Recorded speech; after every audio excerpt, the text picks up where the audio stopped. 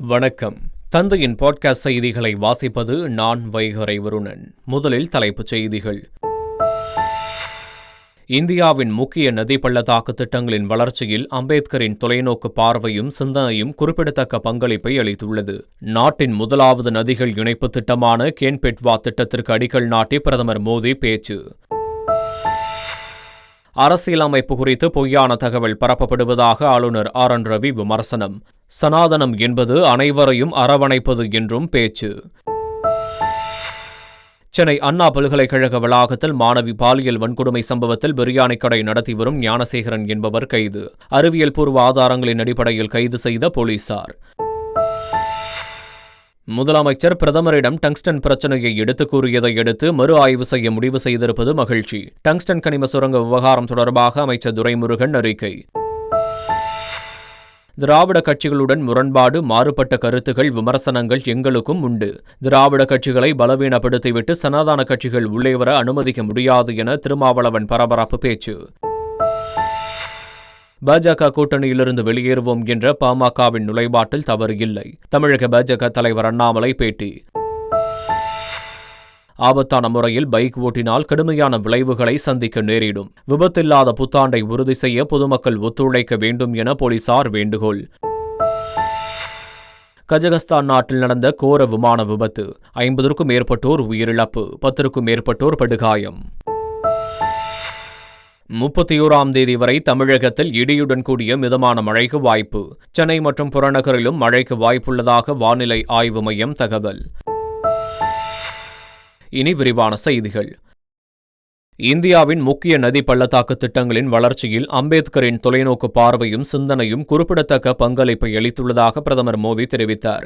தேசிய தொலைநோக்கு திட்டத்தின் கீழ் நாட்டின் முதலாவது நதிகள் இணைப்பு திட்டமான பென் பெட்வா நதிகளை இணைக்கும் திட்டத்திற்கு பிரதமர் மோடி அடிக்கல் நாட்டினார். பின்னர் உரையாற்றிய பிரதமர், காங்கிரஸ் கட்சி நாட்டின் வளர்ந்து வரும் நீர் சேமிப்பு தேவைகளுக்கு ஒருபோதும் செவிசாய்க்கவில்லை என்றும், பாபா சாஹேப்பின் முயற்சிகளுக்காக அவரை நீர் பாதுகாப்பாளராக அங்கீகரிக்கவில்லை எனவும் குற்றம் சாட்டினார். கென் பெட்வா நதிகள் இணைப்பு திட்டம் மத்திய பிரதேசத்திலும் உத்தரப்பிரதேசத்திலும் 10.62 லட்சம் ஹெக்டேர்களுக்கு நீர்ப்பாசனம் அளிப்பதோடு 62 லட்சம் மக்களுக்கு குடிநீர் வழங்கும் என எதிர்பார்க்கப்படுகிறது. ஐஐடி வளாகத்தில் நடைபெற்ற நிகழ்ச்சியில் பேசிய ஆளுநர் ஆர்.என். ரவி, வாஜ்பாய் இந்தியாவை வலிமை மிக்க நாடாக மாற்றியவர் என நிகழ்ச்சி தெரிவித்தார். சனாதனம் என்பது அனைவரையும் அரவணைப்பது என குறிப்பிட்ட அவர், 2014க்கு பிறகே மக்களுக்கு தேவையான அனைத்தும் கிடைத்து வருகிறது என தெரிவித்தார். அரசியலமைப்பு குறித்து பொய்யான தகவல்கள் பரப்பப்படுவதாகவும் குற்றம் சாட்டியுள்ளார். இந்தியா கூட்டணி கட்சிகள் மத்திய பாஜக அரசு அரசியலமைப்பு சட்டத்தை சிதைப்பதாக குற்றம் சாட்டி வரும் நிலையில் மறைமுகமாக இந்தியா கூட்டணி கட்சிகளை ஆளுநர் விமர்சித்துள்ளார். மக்கள் தொகை கணக்கெடுப்பை நடத்த வேண்டும் என மோடி அரசை கேட்க அன்புமணிக்கு தைரியம் இருக்கிறதா என அமைச்சர் சிவசங்கர் கேள்வி எழுப்பியுள்ளார். பாமகவிற்காக அன்று முதல் இன்று வரை உழைத்து வரும் ஜி.கே. மணி, ஏ.கே. மூர்த்தி போன்ற எத்தனையோ மூத்த தலைவர்கள் இருந்தும் அன்புமணி ராமதாஸை அடுத்த தலைவராக்கியது எதனால் எனவும் வினவியுள்ளார். வன்னியர் இடஒதுக்கீட்டிற்கு முட்டுக்கட்டையாக இருக்கும் பாஜக கூட்டணியை விட்டு வெளியேறிவிட்டு அன்புமணி பேசுவாரா என கேட்டுள்ளார். ஒட்டுமொத்த வன்னியர்களும் பாமக பக்கம் இருப்பதாக ராமதாஸ் கூறுவது தவறு என மார்க்சிஸ்ட் கம்யூனிஸ்ட் மாநில செயலாளர் கே. பாலகிருஷ்ணன் தெரிவித்தார். நாகையில் செய்தியாளர்களை சந்தித்த அவர், எதை சொன்னாலும் கூட்டணியோடு சம்பந்தப்படுத்தி பேசுவது பொருத்தமல்ல என்றும், எந்தவொரு சாதி கட்சி பின்பும் அந்தந்த சாதி மக்கள் முழுமையாக இல்லை என குறிப்பிட்டார். பாஜக கூட்டணியிலிருந்து வெளியேறுவோம் என்ற பாமகவின் நுழைவாட்டில் தவறு இல்லை என்று தமிழக பாஜக தலைவர் அண்ணாமலை கூறியுள்ளார். சென்னையில் செய்தியாளர்களுக்கு பேட்டியளித்த அவர், அனைத்து சாதியினருக்கும் விகிதாச்சார அடிப்படையில் பிரதிநிதித்துவம் அளிக்க வேண்டும் என்று பாஜக விரும்புவதாகவும் தெரிவித்தார். எனவே பாமகவின் நுழைவாட்டில் தவறு ஏதும் இல்லை என்றும் அவர் தெரிவித்தார்.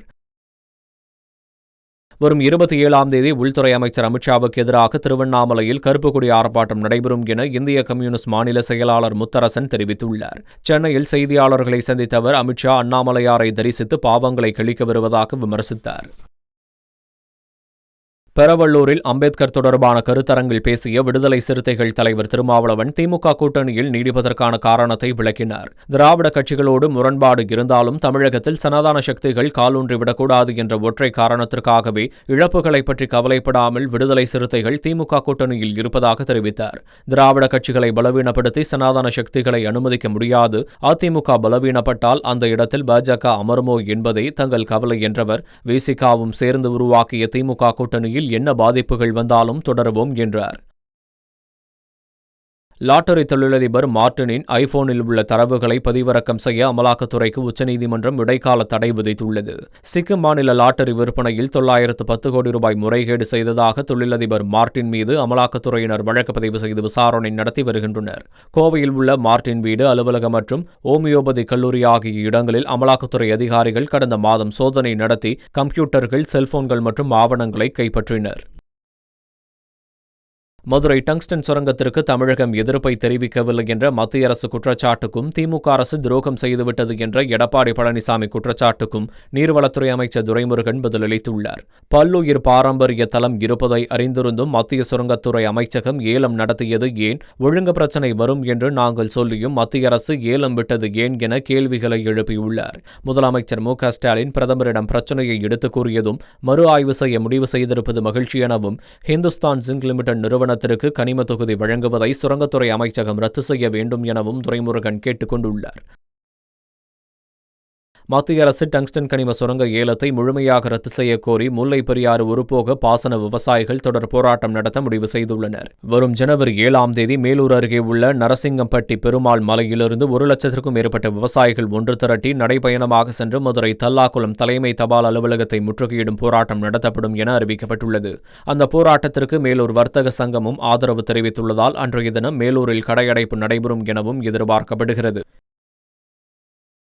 டிசம்பர் 30ஆம் தேதி ஸ்ரீஹரிகோட்டாவிலிருந்து PSLV C-60 ராக்கெட் ஏவப்பட உள்ளதால் பழவேற்காடு மீனவர்கள் கடலுக்கு செல்ல மீன்வளத்துறை தடை விதித்துள்ளது. ராக்கெட் ஏவும் காலங்களில் அசம்பாவிதங்களை தவிர்க்கும் பொருட்டு குறிப்பிட்ட கடல் பகுதிக்குள் மீனவர்கள் தொழிலுக்கு செல்லக்கூடாது என அறிவுறுத்தப்படுவது வழக்கம். அந்த வகையில் டிசம்பர் 30ஆம் தேதி திருவள்ளூர் மாவட்ட மீனவர்கள் கடலில் மீன்பிடிக்க செல்ல வேண்டாம் என மீன்வளத்துறையினர் அறிவுறுத்தியுள்ளனர். ஆபத்தான முறையில் பைக் ஓட்டினால் வாகனத்தை பறிமுதல் செய்வதோடு கடுமையான விளைவுகளை சந்திக்க நேரிடும் என போலீசார் எச்சரித்துள்ளனர். விபத்து இல்லாத புத்தாண்டை உறுதி செய்வதில் பொதுமக்கள் ஒத்துழைக்க வேண்டும் என கேட்டுக் கொண்டுள்ள போலீசார் பைக் ரேசிங் தொடர்பாக போக்குவரத்து காவல்துறை உதவி எண் மூலம் புகார் அளிக்கலாம் என தெரிவித்துள்ளனர். சட்டவிரோதமாக பைக் ரேஸில் ஈடுபட்டால் இருசக்கர வாகனம் பறிமுதல் செய்வதோடு கடுமையான குற்றவியல் நடவடிக்கை எடுக்கப்படும் என போலீசார் எச்சரித்துள்ளனர். சென்னை அண்ணா பல்கலைக்கழகத்தில் பொறியியல் கல்லூரி மாணவியை பாலியல் வன்கொடுமை செய்த நபரை போலீசார் கைது செய்துள்ளனர். கடந்த 23ஆம் தேதி இரவு 8 மணி அளவில் பல்கலைக்கழகத்திற்கு உட்பட்ட கல்லூரி வளாகத்தில் தனது ஆண் நண்பருடன் மாணவி பேசிக் கொண்டிருந்ததாக கூறப்படுகிறது. அப்போது அடையாளம் தெரியாத நபர் மாணவியை அச்சுறுத்தி பாலியல் வன்முறைக்கு உட்படுத்தியதாக தெரிகிறது. இதுகுறித்த புகாரின் பேரில் விசாரணை நடத்திய போலீசார் அறிவியல் பூர்வமான ஆதாரங்களின் அடிப்படையில் கோட்டூர்புரத்தைச் சேர்ந்த ஞானசேகரன் என்பவரை கைது செய்தனர். ஞானசேகரனின் வீடு பல்கலைக்கழகத்திற்கு பின்னால் உள்ளதால் பணியை முடித்து இரவு நேரங்களில் அந்த வழியில் வீட்டிற்கு செல்லும் அவர் இதேபோன்று பல்வேறு பெண்களிடம் தவறாக நடந்து கொண்டது தெரியவந்தது. சென்னை அண்ணா பல்கலைக்கழகத்தில் மாணவி பாலியல் வன்கொடுமை சம்பவத்திற்கு அரசியல் கட்சித் தலைவர்கள் கடும் கண்டனம் தெரிவித்துள்ளனர். பெண்கள் படிப்பு மற்றும் பணியிடங்களில் கூட பாதுகாப்பாக இருக்க முடியாத அளவிற்கு சட்டம் ஒழுங்கு கெட்டுப்போய் உள்ளதாக எதிர்க்கட்சித் தலைவர் எடப்பாடி பழனிசாமி தெரிவித்துள்ளார். மாணவி பாலியல் வன்கொடுமை சம்பவத்திற்கு கடும் கண்டனம் தெரிவித்துள்ள தமிழக பாஜக தலைவர் அண்ணாமலை குற்றவாளிகளுக்கு கடும் தண்டனை கொடுக்க வேண்டும் என்று வலியுறுத்தியுள்ளார். இதேபோல் காங்கிரஸ் மாநில தலைவர் செல்வ பெருந்தகை, நாம் தமிழர் ஒருங்கிணைப்பாளர் சீமான், தாவேகா தலைவர் விஜய், பாஜக மூத்த தலைவர் தமிழிசை சவுந்தரராஜன் ஆகியோர் கண்டனம் தெரிவித்துள்ளனர். இந்த நிலையில் இனிமேல் இதுபோன்ற சம்பவம் நடைபெறாமல் இருக்க நடவடிக்கை எடுக்கப்படும் என அண்ணா பல்கலைக்கழக பதிவாளர் பிரகாஷ் தெரிவித்துள்ளார். ஆனால் இதற்கு முன்பும் பலமுறை இதுபோன்ற சம்பவங்கள் நடந்திருக்கின்றன என்றும் மாணவர்கள் சுய கட்டுப்பாடு இல்லாமல் அத்துமீறல்களில் ஈடுபடுகிறார்கள் என்று பேராசிரியர்கள் வேதனை தெரிவித்துள்ளனர்.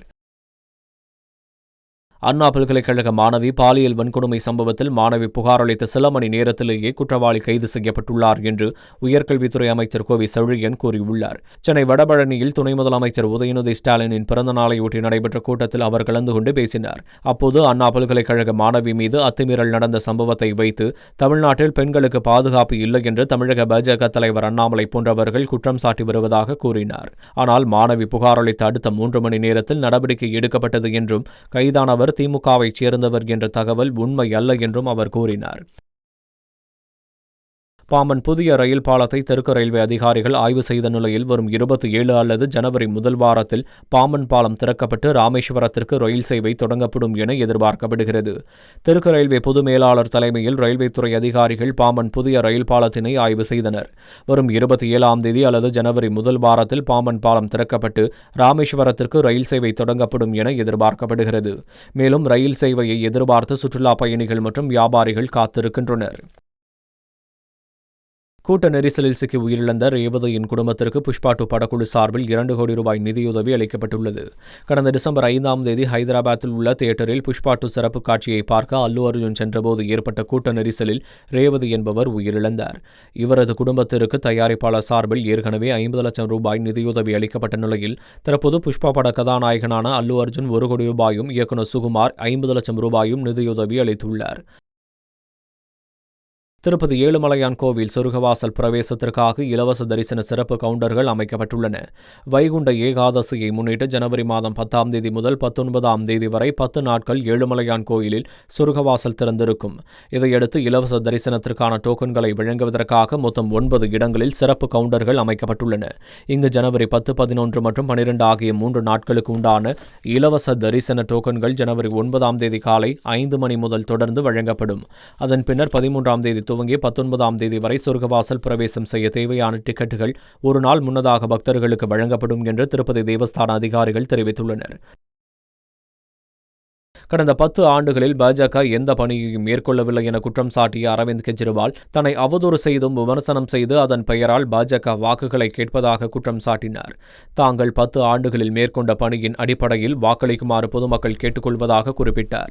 தனக்கு கிடைத்த தகவலின்படி சிபிஐ, அமலாக்கத்துறை மற்றும் வருமான வரித்துறை ஆகியவற்றுக்கிடையே அண்மையில் கூட்டம் நடைபெற்றதாகவும் அதில் டெல்லி முதல்வர் அதிஷிக்கு எதிராக ஏதேனும் ஒரு போலியான வழக்கை புனைந்து அவரை கைது செய்ய அறிவுறுத்தப்பட்டிருப்பதாக குறிப்பிட்டார். டெல்லி சட்டப்பேரவைத் தேர்தலை முன்னிட்டு காங்கிரஸ் கட்சியின் 2ஆம் கட்ட வேட்பாளர் பட்டியல் வெளியிடப்பட்டுள்ளது. டெல்லி சட்டப்பேரவைத் தேர்தல் தேதியை தேர்தல் ஆணையம் விரைவில் அறிவிக்க உள்ளது. டெல்லியில் ஆளும் ஆம் ஆத்மி கட்சி மொத்தமுள்ள 70 தொகுதிகளுக்கும் வேட்பாளர் பட்டியலை அறிவித்துள்ள நிலையில் காங்கிரஸ் கட்சி 2ஆம் கட்டமாக 26 பேர் கொண்ட வேட்பாளர் பட்டியலை வெளியிட்டுள்ளது. கடந்த வாரம் 20 பேர் கொண்ட முதல் கட்ட வேட்பாளர் பட்டியல் வெளியிடப்பட்டது. 2ஆம் கட்ட பட்டியலை சேர்த்து இதுவரை 46 தொகுதிகளுக்கான வேட்பாளர் பட்டியலை காங்கிரஸ் அறிவித்துள்ளது. டெல்லியில் மகளிருக்கு மாதம் 2100 ரூபாய் வழங்கும் திட்டத்தை முதலமைச்சர் தொடங்கி வைத்தாலும் அரசு அலுவலகங்கள் அதனை செயல்படுத்தாதது பரபரப்பை ஏற்படுத்தியுள்ளது. தேசிய தலைநகர் பிரதேச டெல்லி அரசு சட்டத்தின்படி சேவை துறைகள் துணைநிலை ஆளுநர் கட்டுப்பாட்டில் உள்ளது. இந்த சூழலில் மகளிருக்கு 2100 ரூபாய் உட்பட 2 முக்கிய திட்டங்களை முதலமைச்சர் அதிஷி, முன்னாள் முதலமைச்சர் அரவிந்த் கெஜ்ரிவால் தொடங்கி வைத்தனர். எனினும் இப்படி எந்த திட்டத்தையும் தொடங்கவில்லை எனவும் மக்கள் சுய விவரங்களை கொடுக்கக்கூடாது எனவும் மகளிர் நலத்துறை தெரிவித்துள்ளது. கஜகஸ்தான் நாட்டில் பயணிகள் விமானம் விழுந்து நொறுங்கி வெடித்துச் சிதறிய விபத்தில் 52 பேர் உயிரிழந்திருப்பதாக அதிர்ச்சிகர தகவல் வெளியாகியுள்ளது. அஜர்பைஜான் நாட்டின் தலைநகரான பாக்குவிலிருந்து ரஷ்ய நாட்டின் கிராஸ்னி பகுதிக்கு சென்று கொண்டிருந்த பயணிகள் விமானம் கஜகஸ்தான் நாட்டில் நொறுங்கி விழுந்து விபத்திற்குள்ளானது. விமானம் கீழே தரையிறங்குவதற்கு முன்பாக வானத்திலேயே பலமுறை வட்டமடித்துக் கொண்டிருந்ததாகவும் கூறப்படுகிறது. இதில் 52 பேர் பலியாகியுள்ளதாக தகவல் வெளியாகியுள்ளது. மேலும் 14 பேர் படுகாயமடைந்து தீவிர சிகிச்சையில் உள்ளனர். ஆப்கானிஸ்தானில் பாகிஸ்தான் விமானப்படை நடத்திய தாக்குதலில் 46 பேர் உயிரிழந்திருப்பதாக தலிபான் அரசு தெரிவித்துள்ளது. தெரிக்கி தலிபான் பயங்கரவாத இயக்கம் தொடர்பாக ஆப்கானிஸ்தானுக்கும் பாகிஸ்தானுக்கும் இடையே ராணுவம் தாக்குதல்களை நடத்தியுள்ளது. தெரிக்கி தலிபான் முகாம்களை தாக்கியதாக பாகிஸ்தான் ராணுவ வட்டார தகவல்கள் தெரிவிக்கின்றன. ஆனால் தாக்குதலில் குழந்தைகள் உட்பட 46 பேர் பலியாகியுள்ளதாக தலிபான் அரசாங்கம் தெரிவித்துள்ளது. தங்கள் இறையாண்மையை காக்க தங்களுக்கு உரிமை உள்ளதாக கூறியிருக்கும் தலிபான் அரசாங்கம் பாகிஸ்தானுக்கு தக்க பதிலடி கொடுப்போம் என எச்சரித்துள்ளதால் பதற்றம் ஏற்பட்டுள்ளது. தமிழக கடலோர பகுதிகளில் ஆழ்ந்த காற்றழுத்த தாழ்வு நிலை நிலவுவதால் தமிழகம், புதுவையில் மழைக்கு வாய்ப்புள்ளதாக வானிலை ஆய்வு மையம் தெரிவித்துள்ளது. மேலும் லட்சத்தீவு மற்றும் அதனை ஒட்டிய பகுதிகளில் ஒரு வளிமண்டல கீழடுக்கு சுழற்சி நிலவி வருவதால் 31ஆம் தேதி வரை இடியுடன் கூடிய மிதமான மழைக்கு வாய்ப்புள்ளதாகவும் சென்னை மற்றும் புறநகரிலும் மழைக்கு வாய்ப்புள்ளதாகவும் தெரிவிக்கப்பட்டுள்ளது. மீண்டும் தலைப்புச் செய்திகள். இந்தியாவின் முக்கிய நதி பள்ளத்தாக்கு திட்டங்களின் வளர்ச்சியில் அம்பேத்கரின் தொலைநோக்கு பார்வையும் சிந்தனையும் குறிப்பிடத்தக்க பங்களிப்பை அளித்துள்ளது. நாட்டின் முதலாவது நதிகள் இணைப்பு திட்டமான கேன்-பெட்வா திட்டத்திற்கு அடிக்கல் நாட்டி பிரதமர் மோடி பேச்சு. அரசியலமைப்பு குறித்து பொய்யான தகவல் பரப்பப்படுவதாக ஆளுநர் ஆர்.என். ரவி விமர்சனம். சனாதனம் என்பது அனைவரையும் அரவணைப்பது என்றும் பேச்சு. சென்னை அண்ணா பல்கலைக்கழக வளாகத்தில் மாணவி பாலியல் வன்கொடுமை சம்பவத்தில் பிரியாணி கடை நடத்தி வரும் ஞானசேகரன் என்பவர் கைது. அறிவியல் பூர்வ ஆதாரங்களின் அடிப்படையில் கைது செய்த போலீசார். முதலமைச்சர் பிரதமரிடம் டங்ஸ்டன் பிரச்சனையை எடுத்துக் கூறியதை அடுத்து மறு ஆய்வு செய்ய முடிவு செய்திருப்பது மகிழ்ச்சி. டங்ஸ்டன் கனிம சுரங்க விவகாரம் தொடர்பாக அமைச்சர் துரைமுருகன் அறிக்கை. திராவிட கட்சிகளுடன் முரண்பாடு, மாறுபட்ட கருத்துகள், விமர்சனங்கள் எங்களுக்கும் உண்டு. திராவிட கட்சிகளை பலவீனப்படுத்திவிட்டு சனாதன கட்சிகள் உள்ளே வர அனுமதிக்க முடியாது என திருமாவளவன் பரபரப்பு பேச்சு. பாஜக கூட்டணியிலிருந்து வெளியேறுவோம் என்ற பாமகவின் நுழைபாட்டில் தவறு இல்லை. தமிழக பாஜக தலைவர் அண்ணாமலை பேட்டி.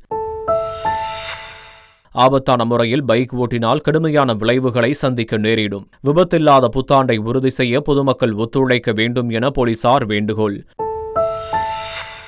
கஜகஸ்தான் நாட்டில் நடந்த கோர விமான விபத்து. 50க்கும் மேற்பட்டோர் உயிரிழப்பு, 10க்கும் மேற்பட்டோர் படுகாயம்.